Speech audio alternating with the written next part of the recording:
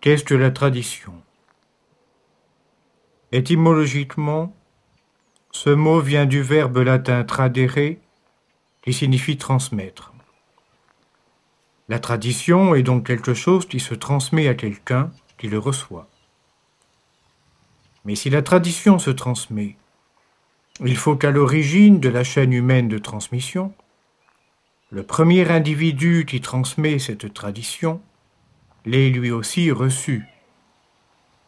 Et comme il ne peut l'avoir reçue d'un transmetteur humain, puisqu'il est le premier maillon de la chaîne humaine de transmission, ce premier maillon de la tradition a donc nécessairement reçu cette dernière de ce qui n'est pas un être humain. Étant donné que la tradition est tissée de l'intelligibilité du monde, c'est-à-dire de l'intelligibilité de l'ensemble de ce qui existe, et en particulier des relations des humains avec le monde, ce que reçoit dans son intelligence l'être humain inaugurant la chaîne de transmission de la tradition, est donc la compréhension de l'intelligibilité du monde et des relations humaines au monde. Et comme cette transmission initiale de la tradition à l'intelligence humaine constitue une révélation, la tradition commence à se manifester en tant que révélation.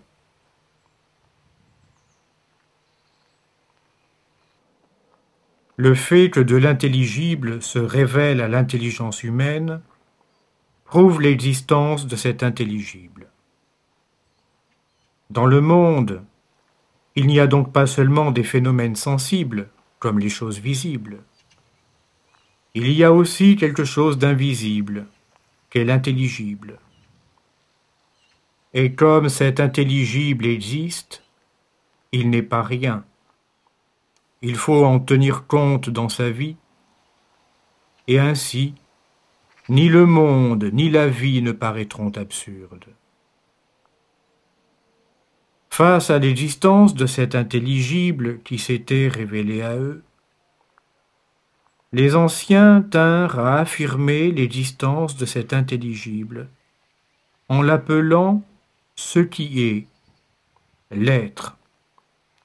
Et c'est précisément cet être, c'est-à-dire cet intelligible réellement existant et persistant, que les anciens appelèrent « il était, il ».